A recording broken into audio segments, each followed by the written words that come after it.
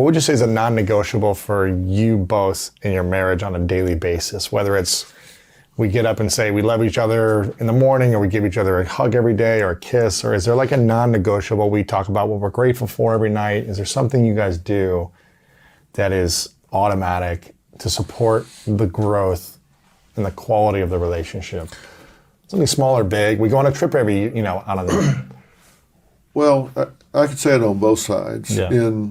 This comes to my mind because I talked about it with a couple today. Mm-hmm. In almost 50 years of being with Robin, I've never called her a name or cussed at her, nor has she ever at me. Really? That not ever, never, ever. That's inspiring. Let me tell you, there are some women, and I'm talking about Robin like she's scary, and she's not. She seems like a sweetheart. I mean, she is. I mean, she's on my phone. She's always smiling when I see her in videos of her and you. Yeah, she's just a, absolute doll. And you can see looking at her. That's not a posed picture. It's just her in the back of a helicopter. But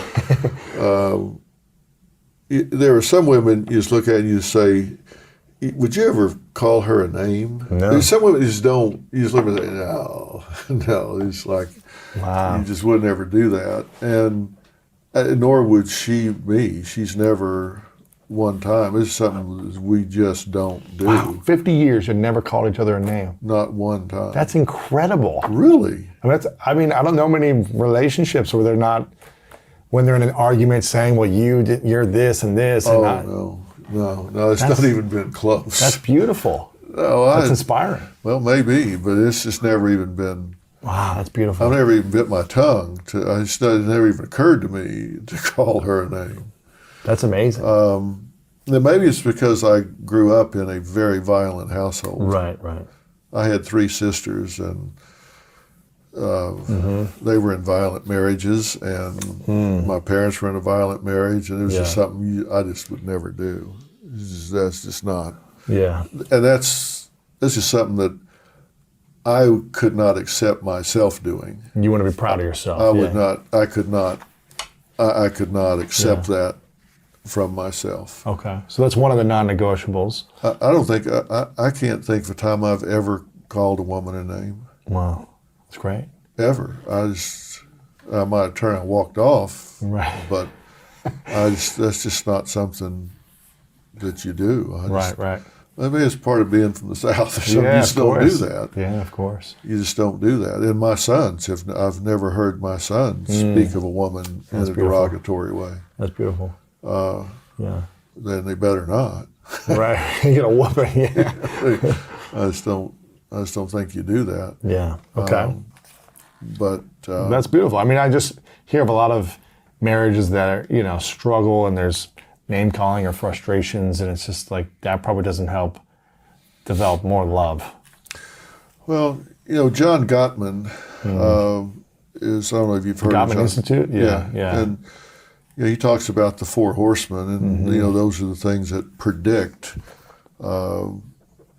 divorce in a relationship, and that sort of thing, name calling, is one of those things. It's defensiveness and stonewalling and aggressive, all those things that you get into, that everybody gets comfortable in their own life, and before you know it, days turn into weeks, weeks turn into months, months turn into years, and you look and you go, wow, I've been doing this for a long, long time. And I think it's really difficult and something that you have to consciously do to continue to challenge yourself to go to the next level. And then on the other hand, you can do that so much that you get what I call caught in ascendancy, where you're never satisfied where you are, and so you're always reaching for the next level. And there's some balance in between where you always want to better yourself and challenge yourself to go to the next level, but that doesn't mean you're not satisfied.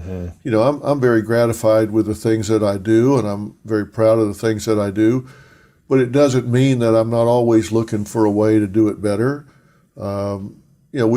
We just started our 20th season, for example, but every summer, when we wrap the season, we take, 3 or 4 weeks to everybody decompress and go off on their own and stuff. But then we start meeting on a regular basis to start saying, okay, let's deconstruct that season. Let's start saying, what are some ways that we can do to tell our stories more effectively, to reach more people, to get out there more effectively. We're always trying to reinvent ourselves and stay relevant and say, how can we come back and do a better job than we did last year? Not that we didn't do a good job, but we want to do a better job. So I think people get in a comfort zone, and that's real easy to do. What's your comfort zone right now? You know, I think I have been doing Dr. Phil, and I'm not talking about myself in the third person, I'm talking about the show, you know, the actual platform for 20 years. And you hear people say, this is the way we've always done it. Well, that doesn't mean that's the way we should do it. And I'm always challenging the staff to say, look, it doesn't matter how we did it last year or last 2 years. Is this the way we should do it? You know, for example, people's viewing habits are changing. Yeah. Pacing has to change. The expectations that people are going to sit passively in front of a TV screen and let you dictate what they take in for an hour is pretty obsolete now. People get their information in smaller bits at a faster pace than they did when we started. And I think my number one competition now is myself on the internet versus watching me on broadcast television. Interesting. You know, I get billions of views on the internet versus broadcast, where people, you know, they want a 18-minute bite or a 20-minute bite, and I generate that content on broadcast and distribute it on the internet. And you know, that's really the number one competition, because nobody else in broadcast is even attempting to do what we do. They have different subject matters. There's some great shows out there. They're just not trying to do what we do. Right. You know, I'm going to add another. You're a star also on TikTok, I saw. You've got like 50 million views in your last video. That I was like, you're like crushing TikTok. You're all over YouTube. I mean, it's amazing how you've reinvented yourself to stay relevant with the different platforms. I was listening to an interview you had with Oprah, with Jay Leno, where you were like, you know, when we started this 20 years ago, there was no social media, there was no think about it. Really internet. I mean, it was kind of like just getting started. It was. There weren't any of these social media platforms, which means we've had to really adapt over the years because there was no such thing as cyberbullying, for example. And we've now had to learn, research, and study that because kids are taking their own lives by being cyberbullying. I read a study. I read all the time. That's just I can't add 2 and 2 and get 5 every time, but I read really fast, and so I'm a voracious reader. I just constantly am gathering information and data, and I was just reading a study that like 1 in 3 girls were talking about the negative impact of Instagram. 1 in 3, like in the country, or just teens, or teens, young girls. Wow. And so there's this impact of social media and putting expectations on girls in terms of their body image and all of that. And so you know, those were things that weren't challenges we had to face then, and having to teach, you know, young people where they have to realize, look, I put this stuff out on the internet. They don't think that a college admissions committee is going to go look at that stuff when they're considering them for admission. A human resources group is going to look at that when they're considering them for hire. They're going to go back 10 years, 15 years and see, you know, what they were doing when they weren't applying for a job, to see who they really are. And so you've got to teach them, look, you got to think about this stuff, because once it's on the web, it's out there forever. It doesn't go away. Right. And so just a whole different set of values that we're having to deal with that weren't even on the radar when we started. What were some of the problems, I guess, 17, 20 years ago that are still the same today from human beings that you're seeing, and what is different? Well, you know, all the dynamics are the same in terms of, I think, interpersonal relationships. You have the same things from the 40s, 50s, 60s, 70s in terms of interpersonal relations. The number one need in all people is acceptance. The number one fear is rejection. And you can put synonyms in there, Right.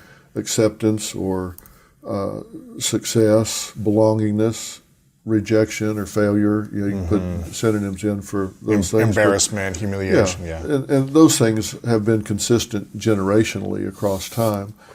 But what's different within that framework is we're jumping a lot of steps right now. When I was growing up in the 50s and 60s, relationships formed in steps. My mom would take, her mom would pick up. We would hold hands at lunch. We would, then go to a movie together and stuff.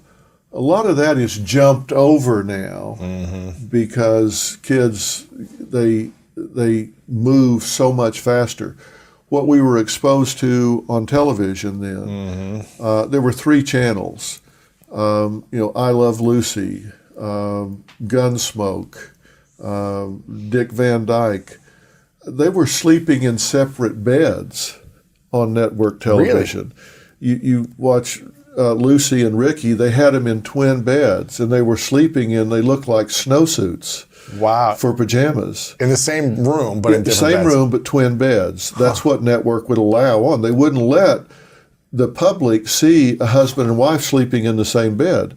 They were in twin beds with a nightstand in between. Wow. I didn't even know that. Yeah, wow. That's what network television showed then. That's what was acceptable. That's what the censors would allow. Look at what's on network television now. It's what you would consider pornography back then. And our kids at 10, 11, and 12, that's what they see now. 10, 11, 12-year-olds weren't seeing that back then. So they've jumped way ahead on the curve in terms of what their expectations are and what they're exposed to. So I think they get exposed to a lot higher levels deeper levels of physical, interpersonal, and emotional intimacy at an earlier age than they were back then, and they've jumped over all those steps. They get deeper into a relationship without having done those preparatory steps. So they're much further into a relationship without having these trials before they get there, and so when the wheels come off, they're not prepared for it. We have things in life that prepare us for things that come later, like we lose a goldfish, we lose a pet bird, we lose a cat before grandma dies, and that prepares us for death. We have dolls and pets that prepare us to raise babies and things. We learn with lesser stakes for later in life when the stakes are higher. And now we're jumping over a lot of those steps where we get to high stakes interactions without some of those interval steps. And then when the wheels come off, we're not prepared. We haven't had those interval steps of learning before we got to the high stakes losses, and we're not prepared for it. So what happens when people achieve success before they're prepared for it? I think it's the same thing as experiencing loss before you're prepared for it. You haven't had those plateaus, those steps where you had a little bit of success and then you had some more and you learned to appreciate that. And, with the internet bubble and some of these things, we've had some very young people that went to insane levels of wealth. And fame. And they had no idea of, what really usually goes into earning that kind of wealth and financial freedom and stuff. And you see it now in some of the pro sports leagues. I saw a statistic not long ago that 80% of professional athletes 2 years out of the league are either bankrupt or in serious financial straits, dire straits financially, because they go from having very little, if any kind of financial independence or income, let alone wealth, to millions of dollars, and they don't know how to handle it. And then next thing they know, it's gone, and they haven't prepared for it. They don't know. Shaq talks about the first time he got a $20 million contract.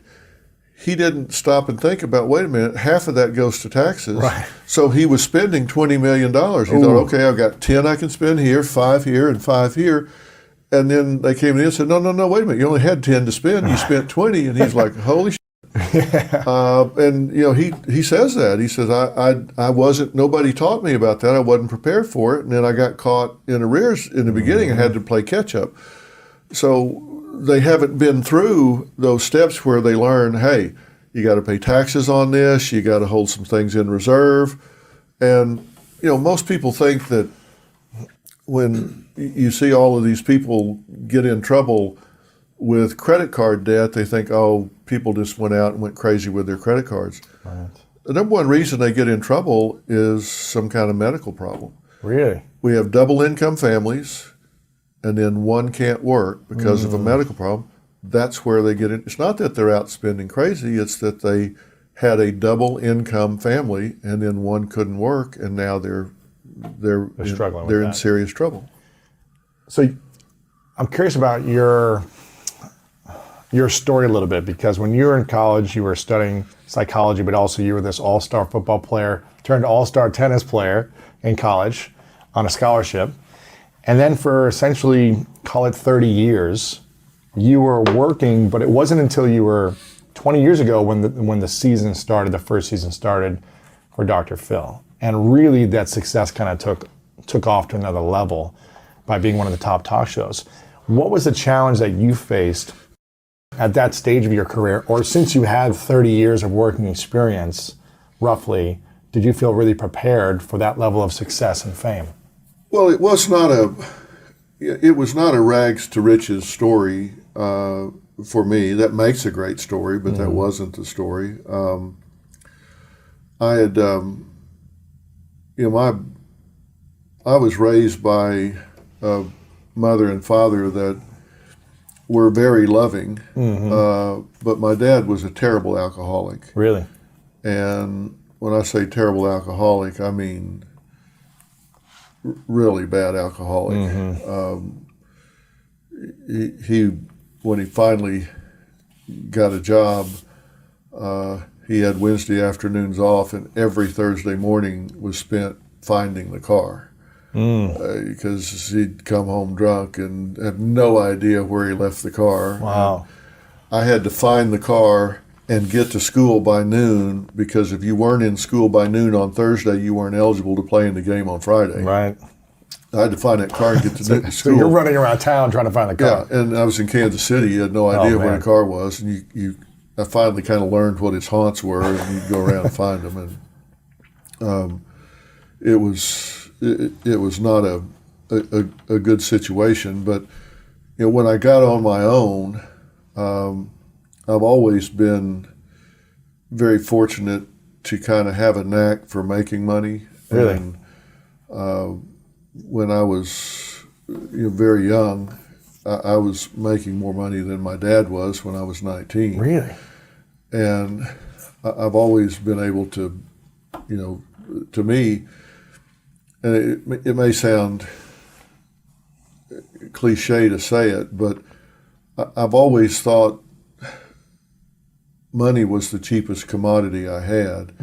It was time that was so critical. Money you can replace, money you can make. It's time that's really precious. And when I got married and had kids, that really came into focus then. And I've never, since high school, never really had a job. I had a job in high school, and since then I've always been in business for myself. Really?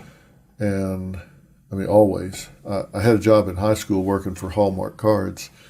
I worked in their underground warehouse in Kansas City. Okay. They had an underground warehouse on 31st Street where they kept all their greeting cards. And I got a job working in it. It was carved out of actual rock. I mean, it was just carved out, and I worked there. And but after that, I never had a job. And I loved working for Hallmark. What a great organization that is, I can tell you. But I've always been in business for myself, and that really carved a philosophy for me. I used to read all these people that would say, well, so and so's philosophy was. I always thought I must not be very smart because I don't have a philosophy.